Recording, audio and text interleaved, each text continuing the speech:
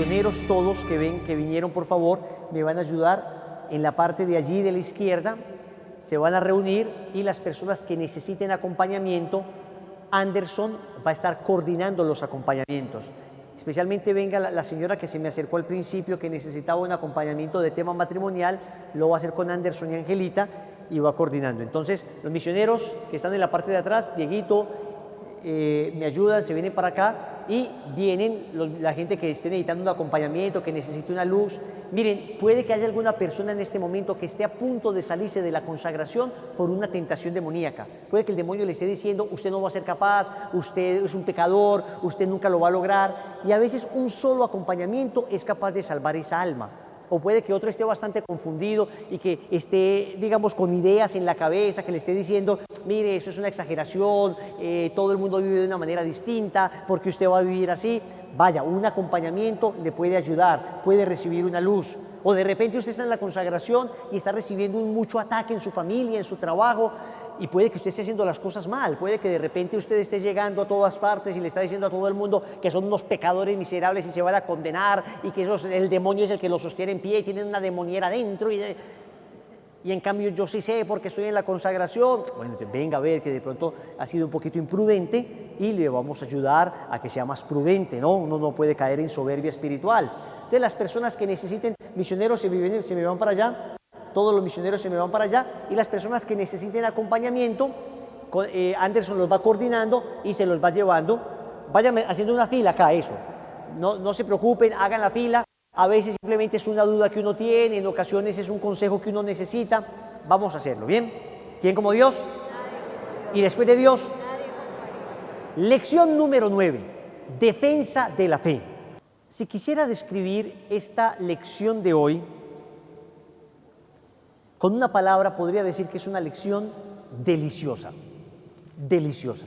O sea, lo que vamos a estudiar hoy es delicioso, es rico estudiarlo, porque resulta que todos tenemos muchas dudas respecto a nuestra fe y todos tenemos más o menos cerca personas que se han ido de la iglesia.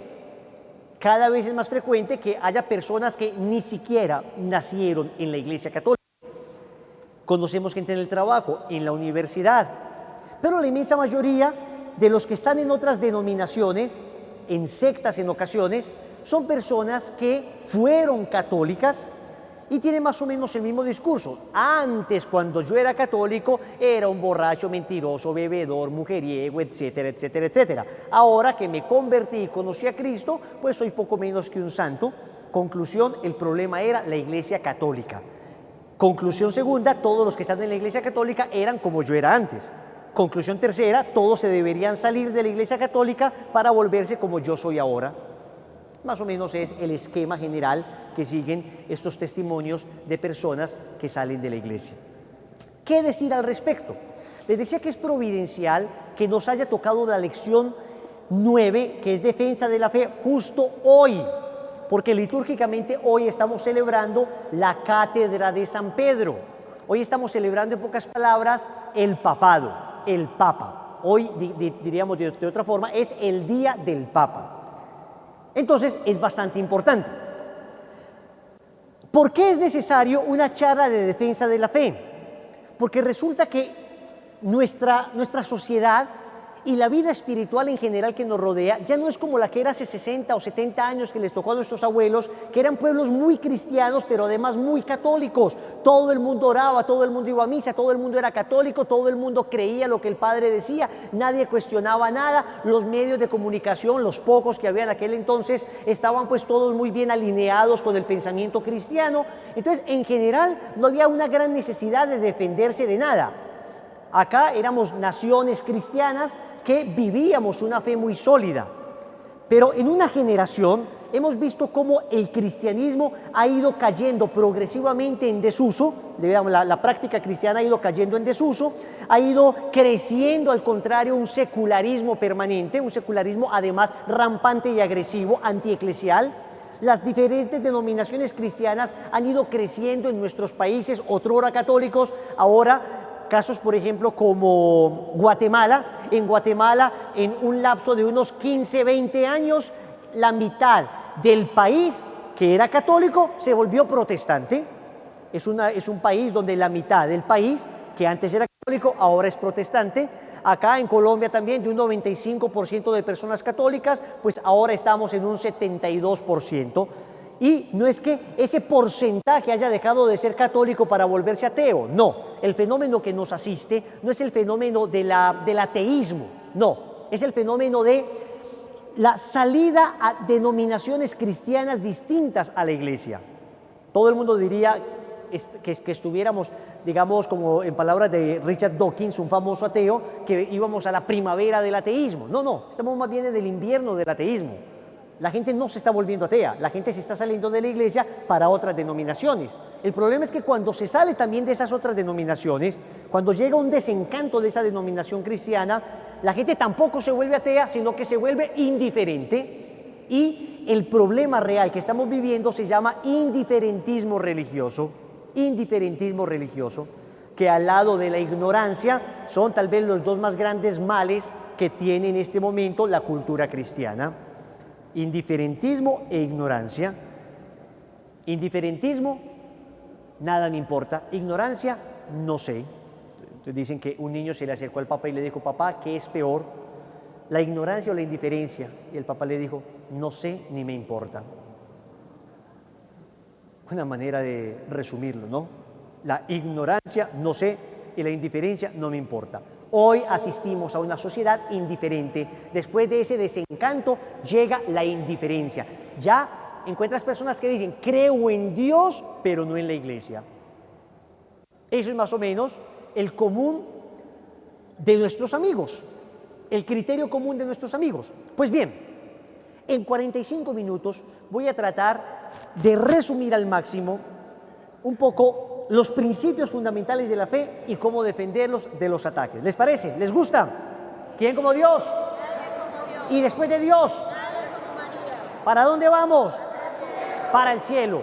Entonces abrochen sus cinturones porque empezamos, y lo voy a hacer de un solo respiro. Por favor, afinen sus lapiceros, anoten todo lo que les vaya a decir. Mucho de lo que les voy a decir está en el libro, otras cosas no, pero prepárense, van a terminar después de esta charla con el cabello hacia atrás. ¿En qué página del libro? Página 99. Pero no me voy a ceñir a lo que dice el libro estrictamente, claro, en el libro está la sustancia, pero voy a ampliar un poquito el criterio.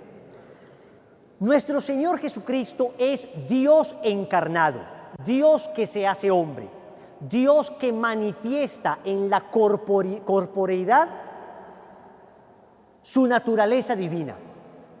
Al encarnarse el Señor y vivir en la Palestina del siglo I durante 33 años, muriendo en la cruz y resucitando, el Señor ha querido dejarnos también, después de su ascensión al cielo, un signo visible de su presencia. Él hubiera podido quedarse espiritualmente, pero Él ha querido además dejar también una señal visible de su presencia entre nosotros.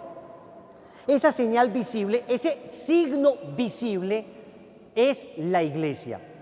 El Señor, repito, hubiera podido quedarse espiritualmente en todas partes, pero al final uno no sabría ni dónde está. No, el Señor quiso quedarse en la iglesia que Él fundó.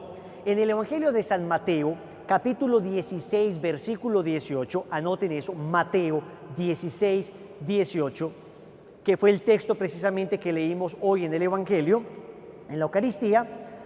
Los apóstoles se encuentran junto con Jesús al norte de Israel, más arriba de Galilea, en un lugar que se llama Cesarea de Filipo.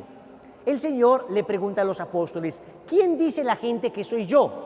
Ya va avanzado el ministerio público de Cristo, ya Jesús ha hecho milagros, ya le conoce mucha gente, y Jesús pregunta: ¿qué dice la gente que soy yo?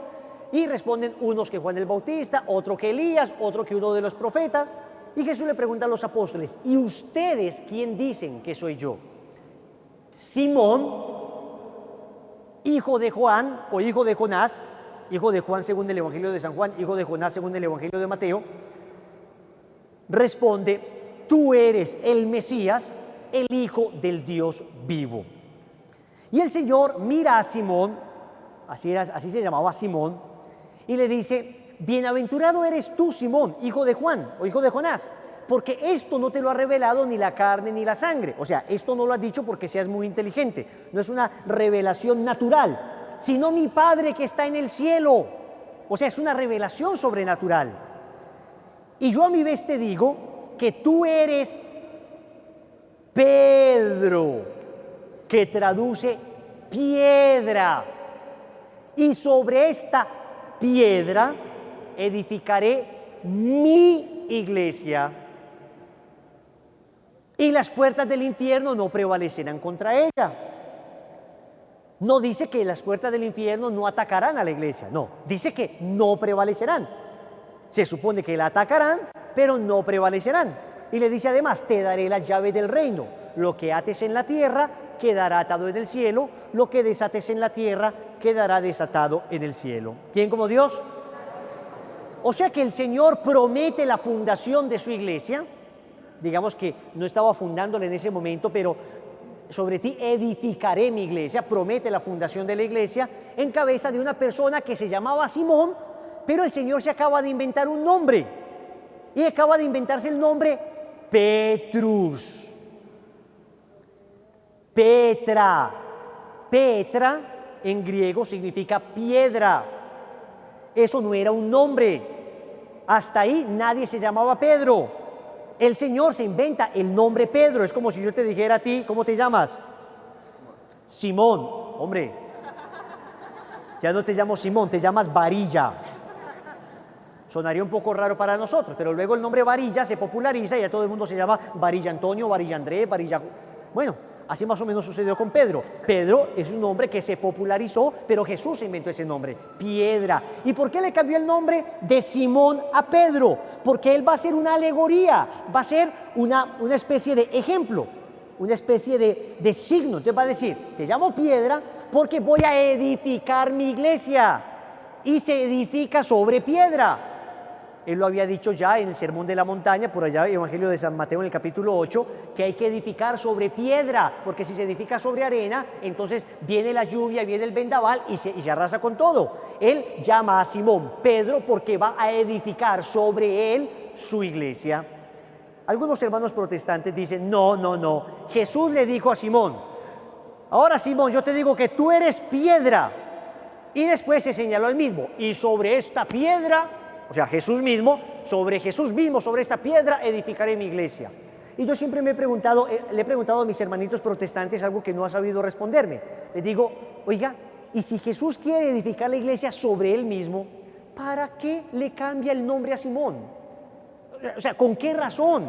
¿Para qué le va a llamar a Simón piedra para decir que luego sobre él Jesús va a edificar la iglesia? No, le hubiera dicho Pedro, muy bien lo que acabas de decir, qué belleza, públiquelo en Facebook, cambie de estado, maravilloso, eso sí, sobre mí, que soy la piedra, voy a edificar la iglesia. No, Jesús le cambia el nombre a Simón por piedra porque ese cambio de nombre tiene una utilidad, es para algo que cambia el nombre, y lo cambia para decir que sobre él, frágil pecador, va a edificar su iglesia. Es como que yo le dijera a Simón, yo quiero que Simón endulce a todo el mundo. O sea, que es una persona dulce, tierna. Entonces yo digo, Simón, ya no es Simón, ahora te llaman McFlurry. ¿Conocen el McFlurry, no?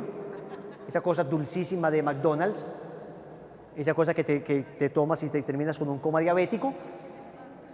El McFlurry. Entonces, ya no te llamo Simón, tú eres McFlurry y contigo endulzaré el mundo. Sería muy consecuente lo que estoy diciendo. Pero si te cambio el nombre y te pongo una alegoría como a McFlurry, que es algo dulce, pues es para que tú seas el que endulces. Sería muy extraño que yo dijera, tú eres McFlurry, te hago un lado y yo voy a endulzar al mundo. Entonces, ¿para qué le cambias el nombre? Simplemente di que tú eres el McFlurry o McFlurry. No. Si le cambias el nombre es porque vas a utilizar esa alegoría para algo. Eso es lo que hace Jesús. Va a edificar sobre Pedro, que su iglesia. ¿Quién la va a edificar? Él, Jesús. ¿Pero sobre quién? Sobre Pedro. Ahora van a decir, pero Cristo es la piedra angular. Claro, Él es la piedra angular. La piedra que desecharon los arquitectos es ahora la piedra angular. Pero Pedro es la piedra base sobre la que se edifica. ¿Y por qué esto es tan importante? ¿Y por qué les hablo de Pedro? Porque si nosotros tenemos claro que Pedro es la base sobre la que Cristo edifica la iglesia, entonces podremos hoy, en medio de 45,000 iglesias distintas que se atribuyen ser la iglesia de Cristo, con ese dato de Pedro podríamos nosotros rastrear la iglesia auténtica. ¿Cuál es la iglesia auténtica? La que venga directamente de aquel que es la primera piedra sobre la que se edifica la iglesia. Por eso es tan importante entender que Pedro fue no solo el primer apóstol. Evangelio de San Mateo, anoten. Evangelio de San Mateo, capítulo 10, versículo 1. Dice Evangelio de San Mateo 10:1.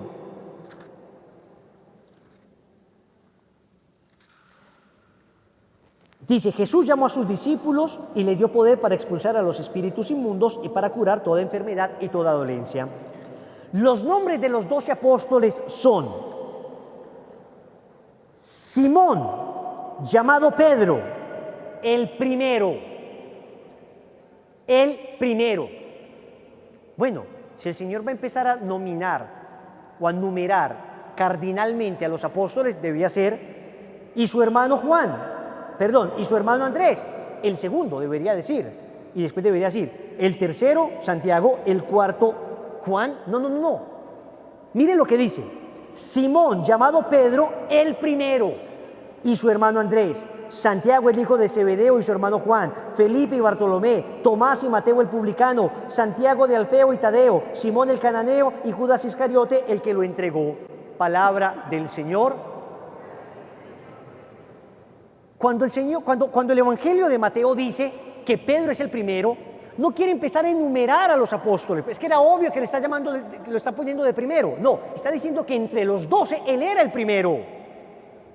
Que entre los 12 Pedro ocupaba un lugar especial. Él no era simplemente primero entre iguales, sino que él era el príncipe de los apóstoles. Él tenía un ministerio particular. Y tan particular el ministerio de Pedro, que te vas a dar cuenta que, anoten, Evangelio de San Juan, capítulo 21, versículo 15. Juan 21, 15.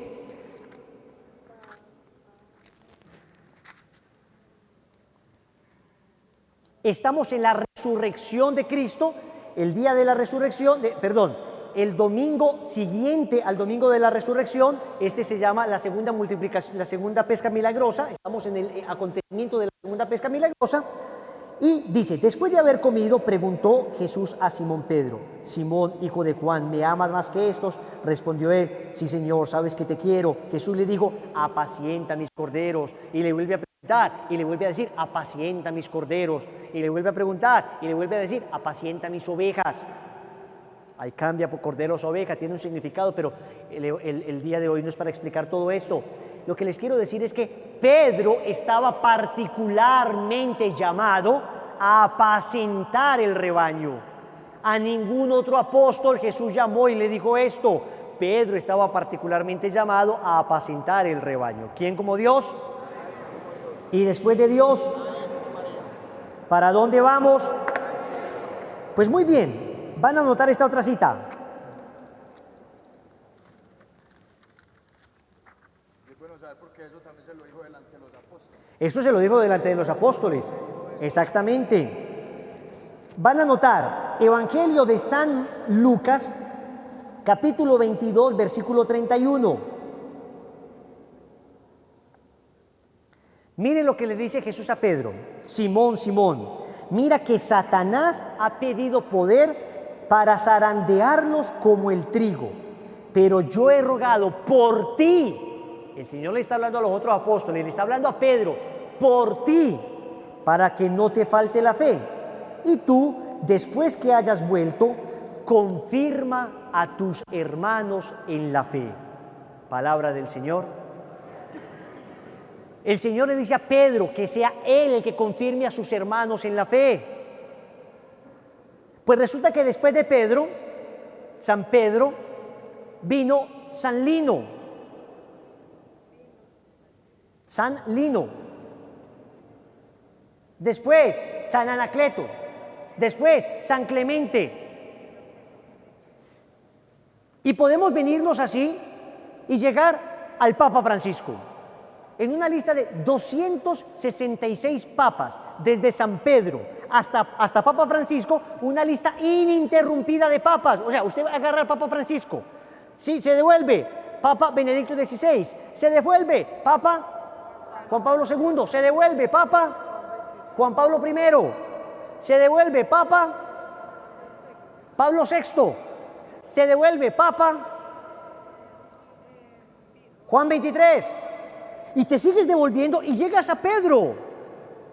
Entonces, lo que nos preguntamos hoy es, ¿qué iglesia cristiana, hermanitos a los que respetamos profundamente, por los que oramos para que haya unidad completa, qué iglesia de estas, de algunas ni siquiera podrían llamarse iglesia, porque no tienen estructura tal como para ser iglesia, podría demostrar bíblicamente e históricamente que ellos vienen del apóstol San Pedro? ¿Cuál?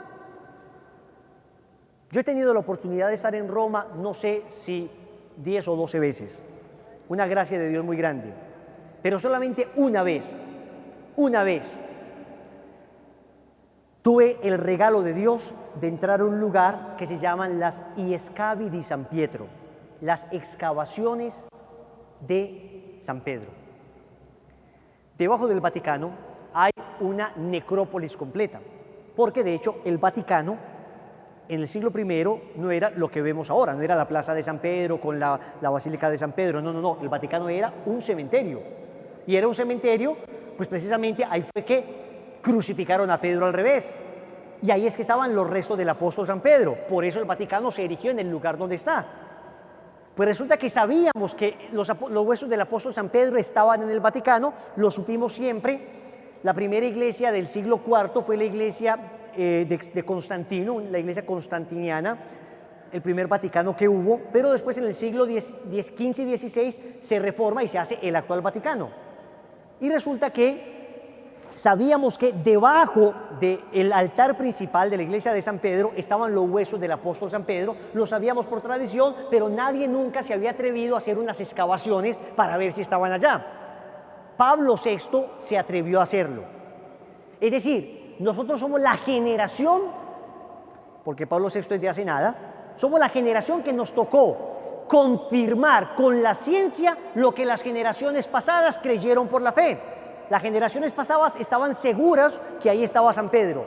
Pues resulta que hicieron las excavaciones y, oh sorpresa, encuentran la tumba del apóstol San Pedro, arqueológicamente demostrado, y no hay lugar a dudas que donde el Papa celebra la Eucaristía, ahí debajo del altar mayor, justo unos metros hacia abajo, están los restos del apóstol San Pedro. Y lo podemos asegurar ya, no como una hipótesis de fe, sino con una certeza arqueológica absoluta. ¿Quién como Dios? Pregunto con cariño, ¿qué otra iglesia puede demostrarnos que tiene los huesos de los apóstoles? ¿Qué otra iglesia puede vincularse a los orígenes del cristianismo de una manera tan radical? Pero es que si estás en Roma, te vas después a las afueras de Roma, a un lugar que se llama la iglesia de San Pablo extramuros, y encuentras allá arqueológicamente demostrado también que están los restos del apóstol San Pablo. Pero es que si te vas para Venecia, no solamente te debes extasiar con el salón de baile más lindo de Europa, así llamó Napoleón a la Piazza di Venezia, que es bellísima, sino que vas a entrar a la bellísima Basílica de San Marcos. Y cuando entres a la bellísima Basílica de San Marcos, no te vas a dejar maravillar por el techo todo hecho con pan de oro, porque eso no es lo importante de esa iglesia, sino que te vas a extasiar cuando llegues al altar mayor, porque ahí están los restos del apóstol San Marcos. San Marcos, el escritor del Evangelio. Pregunto con humildad, ¿qué otra denominación cristiana podría decir que viene de los apóstoles? ¿Qué certeza histórica pueden darnos más allá de fábulas inventadas o de historias sin ningún tipo de fundamento sólido para justificar su existencia en el tiempo? No pueden demostrar nada, porque hasta el siglo XVI había solo una iglesia. que en el siglo XI, en el año 1054, esa sola iglesia, digamos, se dividió en dos pulmones, la iglesia oriental ortodoxa y la iglesia católica romana, pero seguía siendo en principio la misma iglesia porque seguían celebrando los sacramentos. Nos une a los ortodoxos el amor a la Virgen María, nos une a los ortodoxos la liturgia, nos une a los hermanos ortodoxos la sucesión apostólica, pero acá difícilmente en Colombia encontrarás una iglesia ortodoxa seria. Eso sobre todo pues en el Oriente Medio y en Rusia, que es la iglesia ortodoxa más importante que hay.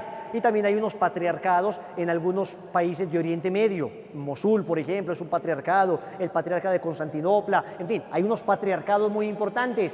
Pero éramos uno hasta el año, anoten esto, 1517, 31 de octubre de 1517. Un sacerdote católico, porque era la única iglesia que existía. Ahí no había testigos de Jehová, no había mormones, no había adventistas, no había nada. Era un sacerdote católico llamado Martín Lutero. Martín Lutero tenía que creer en la Virgen María porque él era católico. De la comunidad de San Agustín, era un agustino recoleto incluso. Los recoletos eran una comunidad reformada, o sea, de estricto cumplimiento. Pues Martín Lutero vivía en Sajonia, la actual Alemania, y en la iglesia de Wittenberg escribe 95 tesis que clava en la puerta de la iglesia. 95 tesis protestando contra la iglesia. Ah, ya entienden por qué los llaman protestantes, porque Lutero fue el que protestó contra la Iglesia Católica. ¿Vio Lutero en aquella época de la Iglesia elementos de corrupción? Sí, como los ha habido en todas las épocas. ¿Vio Lutero miserables, personas indignas dirigiendo la Iglesia en aquel entonces? Sí, como lo ha habido en toda la historia de la Iglesia. Pues este Pedro, este Simón, que Jesús llama Pedro, Mateo 16, 18, versículos más adelante, recibirá del Señor una reprimenda tremenda. Jesús le dirá, unos versículos más adelante, apártate de mí, Satanás. Es que Jesús no está diciendo que va a fundar la iglesia con personas perfectas. Es más, en ese mismo capítulo le dice Satanás para demostrar que él, Pedro, no será el que edifique la iglesia, que sobre él Cristo la edificará, pero finalmente es la iglesia de Cristo. Y los hombres miserables y débiles, los apóstoles eran más miserables y débiles que cualquiera, terminaron dejando a Jesús solo, terminaron negándolo, terminó entregándolo uno, otros huyendo. Es que esto no es nuevo en la iglesia, que haya miseria en la iglesia no es nuevo. Lo increíble no es que haya miseria en la iglesia, lo increíble es que toda la miseria junta que ha habido en la iglesia no ha sido capaz de acabarla. Eso es lo increíble, no ha sido capaz de destruirla. Ese es el milagro moral de la pervivencia de la iglesia. La iglesia subsiste por un milagro de Dios, porque no es el ingenio humano, no es la santidad de los hombres. Más bien hemos sido escandalosamente pecadores y el Señor sostiene la iglesia. Pues en la época de Lutero la cosa era feíta y había por ahí unos papas de dudosa reputación. Pero el problema real de Lutero no fue la inmoralidad de la iglesia. El problema real de Lutero fue una mala interpretación bíblica.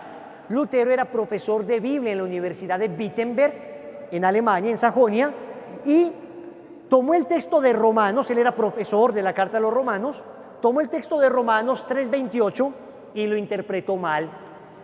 Romanos 3:28 dice que el hombre no es justificado por las obras de la ley, sino por la fe. Dice textualmente, el hombre es justificado por la fe y no por las obras de la ley. Lutero leyó ese texto mal y dijo, pues entonces uno no necesita hacer obras buenas, uno no necesita hacer sacrificios, uno no necesita ni siquiera dejar de pecar, lo único que usted necesita para salvarse es fe en Jesucristo. Y llegó a decir Lutero que él podría adulterar 1000 veces en un día y que eso no le afectaría para nada a su salvación si tiene fe. El problema de Lutero fue un problema grave. A partir de eso, Lutero funda su iglesia, Iglesia Luterana. De Lutero se separa Zwinglio. De Zwinglio, Juan Calvino, de Juan Calvino John Knox, después Enrique VIII, después, y así van surgiendo unos y otros se separan, y todo el mundo con la Biblia en mano a decir, nosotros tenemos la verdad, todos se equivocaron, somos la iglesia de Cristo, somos la iglesia verdadera. Lutero, que hablaba belleza de la Virgen, y llegó a escribir un bellísimo comentario, el Das Magnificat, sobre el Magnificat. Lutero dice que no hay criatura más santa que la Virgen María, pero a pesar de eso después va a decir que la Virgen María pecó, que la Virgen María era una pecadora, igual que todos, que finalmente nadie es santo.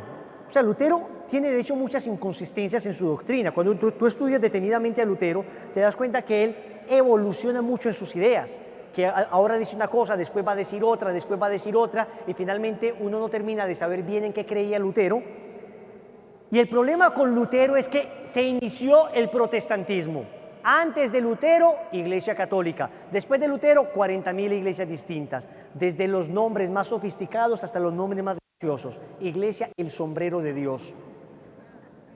El sombrero de Dios fue la última que escuché.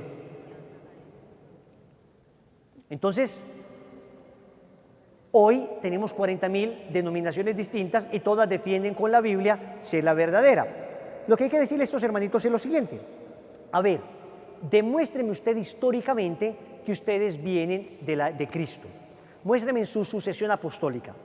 Entonces, atentos, que ellos ya están muy bien programados en su manera de contestar. Y lo digo porque es que he hablado con hermanos protestantes pues, durante 18 años, uno cada semana. Es decir, me los encuentro mucho. Siempre me dicen, Wilson, la Iglesia Católica en realidad surge en el siglo IV. Oigan pues, la Iglesia cristiana estaba muy bien hasta el siglo IV, donde hubo un emperador romano, Constantino, que en el año 313 hizo algo que se llamó el Edicto de Milán. Es decir, con un edicto, este emperador romano dejó de perseguir a los cristianos. Durante 3 siglos los cristianos fueron brutalmente perseguidos, a partir de Nerón, pasando por Decio, Diocleciano, Calígula, una cantidad de emperadores romanos perversos, crueles, mataban cristianos, los tiraban a los leones vivos, muy bien. Pero el último emperador de estos, llamado Constantino, hijo de una mujer santa, de Santa Helena, dejó de perseguir a los cristianos. Regaló las primeras catedrales a la iglesia. Dejó que la iglesia pudiera públicamente profesar su culto. Entonces dicen ellos, los protestantes, ahí surge la Iglesia Católica. Ahí se pervirtió la Iglesia Católica. Está muy interesante la historia. O sea, chévere, o sea, y hasta podríamos llegarla a creer. Solo que hay unas cuantas inconsistencias en esa versión de la historia que no cuadran. Primera, ellos dicen que a partir de ahí empezaron a llamar a la iglesia cristiana católica y que la iglesia católica sería una mezcla del cristianismo primitivo con el paganismo. Eso es falso, porque sabemos históricamente que la primera vez que se le llamó a la iglesia cristiana católica, la primera vez que se utilizó el nombre católico fue en el año 107, o sea, 2 siglos antes de Constantino. ¿Y quién lo utilizó? Un obispo de Antioquía llamado Ignacio de Antioquía, que escribió una carta a la comunidad de Esmirna, en Oriente Medio. Y ahí decía que allí donde esté Jesucristo está la iglesia católica. Y católico es una palabra griega que significa universal. O sea, nuestro nombre es iglesia cristiana. Nuestro apellido es católica, iglesia cristiana católica. Nosotros somos la iglesia cristiano-católica. ¿Quién como Dios? Segunda inconsistencia que dicen ellos. Dicen que la iglesia a partir de ese momento se pervirtió. Eso no tiene fundamento histórico. Es más, eso iría contra la historia. ¿Saben quiénes estaban escondidos para que no los mataran? Santos obispos, grandes hombres de fe que estaban dispuestos a dar su vida antes de renegar de Cristo. ¿Ustedes les parece muy lógico que estas personas de repente les digan, bueno, ya no los perseguimos, salen de las catacumbas y van a ver ante sus ojos cómo la iglesia se pervierte y no van a decir nada? Los que estaban dispuestos a morir por Cristo ahora ven cómo la iglesia se pervierte y no les importa. Por Dios, la iglesia que se suscitó en el siglo IV, inicio del siglo IV, la iglesia que sale de las catacumbas con el edicto de Constantino, fue una iglesia de mártires. Ellos no estaban dispuestos a admitir de ninguna manera que pervirtieran la iglesia. Pero todavía hay un tercer argumento por lo cual esto es falso, y es el que tiene más peso. Resulta que los protestantes surgen en el siglo XVI. Constantino es del siglo IV. ¿Cuántos siglos hay del siglo IV al siglo XVI?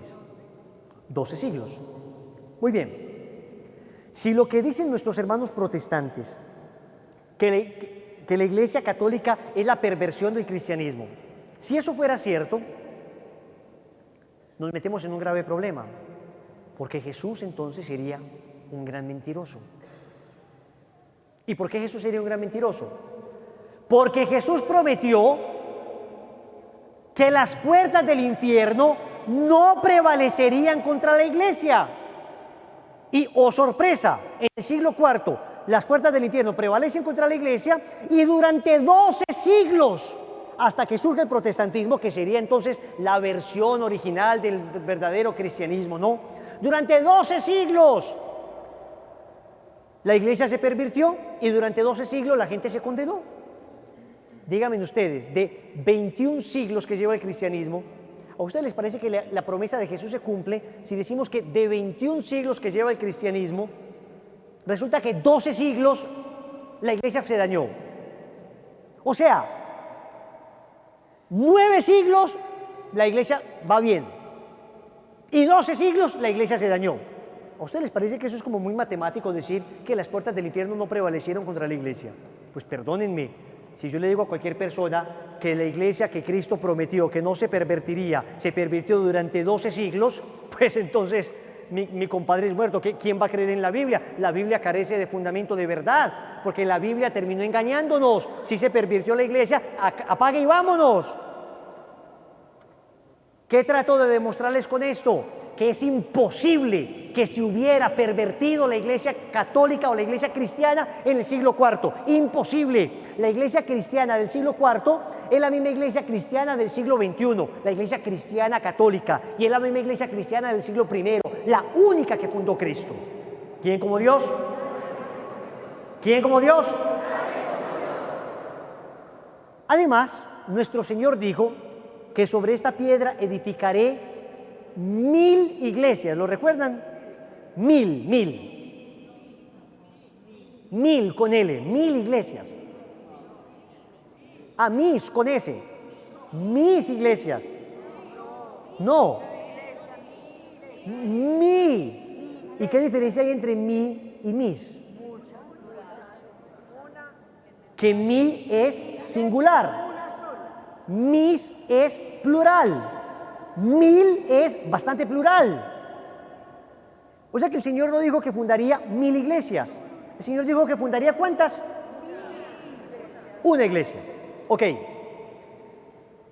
Efesios capítulo 5, versículo 25. Efesios 5, 25.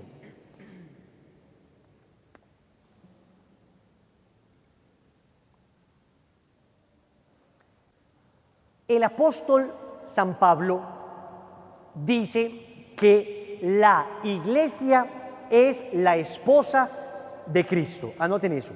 La iglesia es la esposa de Cristo.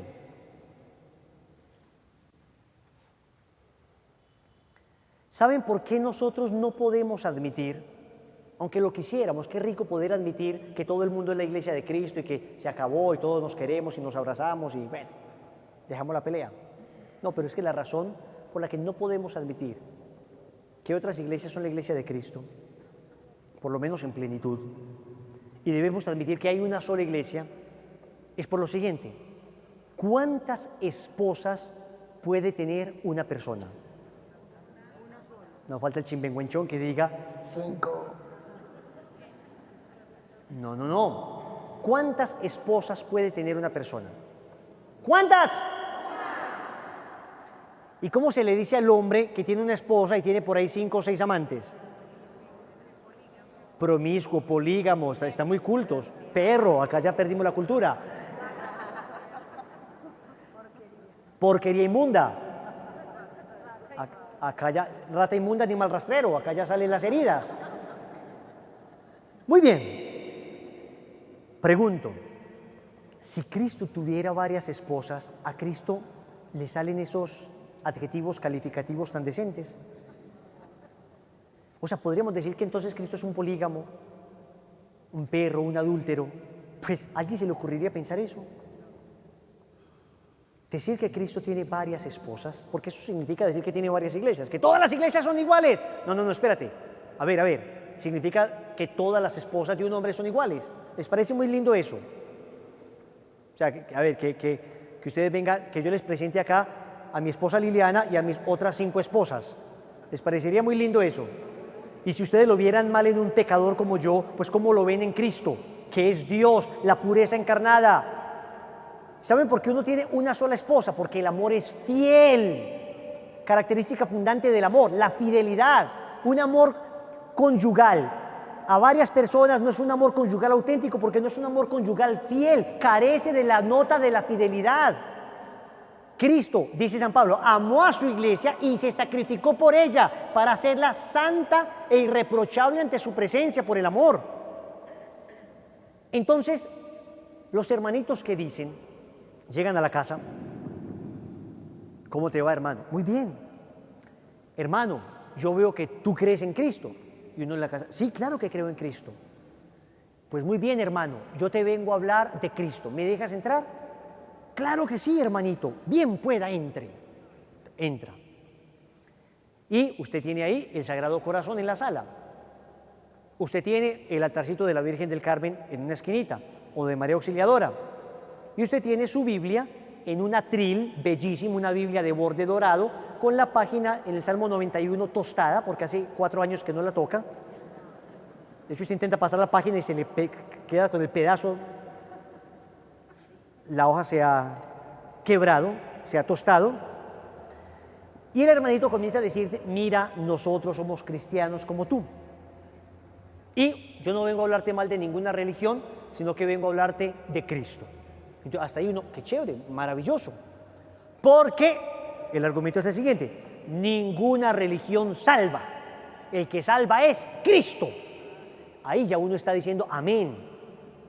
Amén. Y el que salva es Cristo. Por eso préstame tu Biblia. La tuya, la católica. Y uno agarra esa Biblia, que tiene que montársela al hombro de lo pesada que es, edición Zamora, no se la lleva, la paga uno por cuotas, uno la deja ahí, la Biblia, uno no ha podido ni entender cómo se abre, uno la pone al revés, es una cosa, uno abre el libro de los paralipómenos, uno abre una cantidad de libros, claro, a la usanza antigua se decían una serie de libros así, no, por eso nunca la ha leído, y entonces uno dice, a ver, y el hermanito este que te ha dicho que no importa la religión, que lo importante es Cristo, te dice, hermanito, yo te quiero hacer una caridad, te quiero enseñar a leer la palabra. ¿Quieres aprender? Claro, uno que no sabía ni cómo agarrar eso, uno, claro que sí, hermano, enséñeme a ver qué debo hacer. Muy bien, busca el libro del Éxodo, y uno empieza a buscarlo por el libro del Apocalipsis, y de Éxodo, Apocalipsis último libro, Éxodo segundo, y uno el hermanito protestante se da cuenta que usted es un perfecto ignorante de su fe. Listo. Le dice, no, hermanito, está un poquito más atrás, así como por el principio. Y te dice, abre en el capítulo 20. Y uno dice, mira, capítulo, eso me suena como a Netflix, como a serie, capítulos. O sea, los capítulos. Bueno, el número grande, 20, busca el 20 grande. Ah, el 20 grande. Entonces uno va y abre el 20 grande, listo. Y busca, él sabe que si le dice versículo no va a entender, busca el numerito pequeño, el 4, el chiquito. Ah, Éxodo 20 grande, 4 chiquito. Muy bien. Entonces, dice lo siguiente. Y te dice, en tu Biblia, te dice, hermanito, ¿la puedes leer tú? Sí, claro. Ojalá se encuentre pues un católico que sepa leer por lo menos, pues para que no quedemos tan mal. Pues dice, no te harás escultura ni imagen alguna de lo que hay arriba en los cielos, ni abajo en la tierra o en las aguas debajo de la tierra. No te postres ante ellas, ni les rindas culto, porque yo, Yahvé, porque está leyendo tu Biblia católica, tu Dios, soy un Dios celoso, que castiga la iniquidad de los padres en los hijos hasta la tercera y cuarta generación de los que me odian. Pero tengo misericordia de 1000 generaciones con los que me aman y guardan mis mandamientos. Palabra de Dios. En tu Biblia católica, en tu casa católica, ante la imagen del Cristo y de la Virgen María. Y entonces usted ya empieza como a ponerse nervioso, ¿cierto? Y el hermanito, muy cordialmente, porque todo hay que decirlo, la inmensa mayoría de ellos están muy bien entrenados para ser amables, te va a decir, mira, la Biblia dice que no te debes hacer imagen ni estatua de lo que hay arriba en el cielo.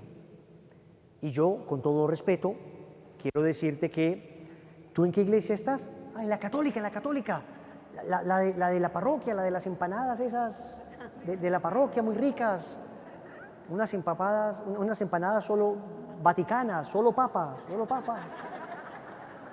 Y entonces, ¿qué vaticanas? Solo papa, ni mugre carne. Y entonces el tipo le dice, pues hermanito, déjame decirte que te han engañado. Te había mostrado este versículo antes. Nunca en mi vida. Claro, ¿se acuerdan de cuando en la primera lectura leyeron el libro del Éxodo? La persona estaba ahí. Entonces, no, nunca en mi vida. O sea que es posible que te estén engañando. Oiga, sí. De manera, hermano, dice el hermano protestante, de manera, hermano, que yo te voy a leer un texto del Apocalipsis. El texto del Apocalipsis dice, sal de ella, pueblo mío, sal de la gran ramera, pueblo mío. Un texto muy fuerte. Entonces, yo te invitaría a que vengas a nuestra iglesia y te enseñamos la Biblia.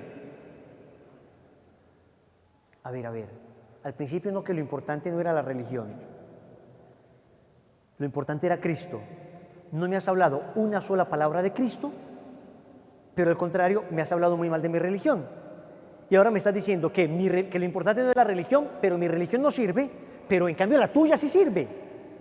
Resulta que el católico era misionero de lazos de amor mariano y se saca la medallita. Y el misionero se destapa y le dice, vea, querido hermano, eso es un caso ficticio, no es que haya sucedido.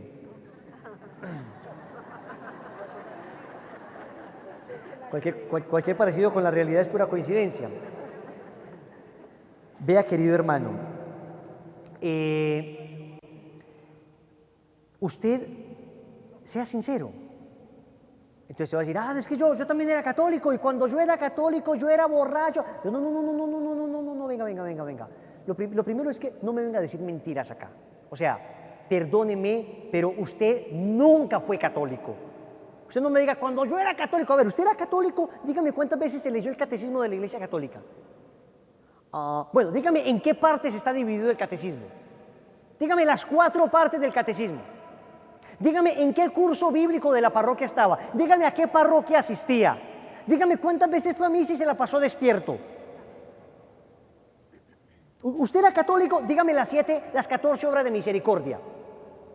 Dígame los 5 mandamientos de la Iglesia. A ver, ¿qué católico era usted?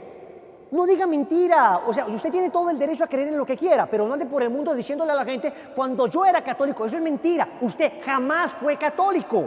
Usted diga, cuando yo era un mal católico, ignorante, un católico totalmente desinformado, pues llegó una persona con algún conocimiento bíblico y me robó lo poquito de fe que tenía. Eso es lo que debe decir. Haga la presentación con sinceridad, pero no venga a decir que cuando usted era católico, porque, perdóneme, usted jamás fue católico. Porque si hubiera sido católico, jamás hubiera dejado que le robaran su fe. La fe de 2000 años. Uno no pierde la fe de 2000 años, con todo respeto, por una fe de una iglesia que nació ayer en la esquina de Zamora, o en la esquina de Patio Bonito, donde sea, perdóneme, o fundada no sé por qué gringo. Yo soy de la iglesia que fundó Jesucristo hace 2000 años, que lleva 2000 años con una lista de 266 papas, una lista ininterrumpida. La iglesia que conservó la Biblia durante estos 2000 años, porque cuando Martín Lutero era profesor de Biblia, tenía Biblia porque la iglesia católica durante 16 siglos la conservó. Y ese cuentico de que antes la iglesia no dejaba que leyeran la Biblia, mentira. Martín Lutero era profesor de Biblia, el padre del protestantismo era profesor de Biblia. Si la iglesia no quería que leyeran la Biblia, ¿por qué Lutero la leía? No venga con esos cuentos. Y que hubo papas malos. Sí, ¿sabe cómo se llamó el primer papa malo? San Pedro. Y si tiene algo contra San Pedro, entonces lo primero que tiene que hacer es quemar las 2 cartas de Pedro que aparecen en la Biblia, porque él escribe 2 cartas. Y todos los pasajes en la Biblia que hablen de San Pedro, también quémelos, si vamos a hablar de gente mala. Eso sí, porque los únicos malos son los de la Iglesia Católica. Los de las otras iglesias todos son inmaculados. Nadie ha pecado. Nunca ha habido un solo escándalo jamás de dineros, de corrupción, de violaciones. Eso no se da sino en la Iglesia Católica. Le muestro ya una lista de 50 noticias en todo el mundo donde han estado escandalizando terriblemente pastores evangélicos también. Pero la idea no es discutir sobre personas, hermano. Si usted me viene a decir a mí las miserias de la iglesia católica, yo le puedo mostrar las miserias de su iglesia también. Acá el tema no es la miseria personal, acá estamos hablando de temas teológicos y doctrinales. Muéstreme usted con argumentos que usted viene de la era cristiana, de la primera era cristiana. Y yo le voy a explicar todos estos pasajes bíblicos que hace 2000 años los estamos leyendo. Hace 2000 años la iglesia sabe que Éxodo capítulo 20, versículo 4 dice que no se hagan imágenes. Lo curioso es que Éxodo capítulo 25, versículo 18, Éxodo 20, o sea, 5 capítulos después, el mismo Yahvé que prohibió a Moisés, entre comillas prohibió las imágenes, le dice: harás además 2 querubines de oro macizo que ocuparán los 2 extremos del propiciatorio. El primer querubín irá a un extremo y el segundo querubín irá a otro.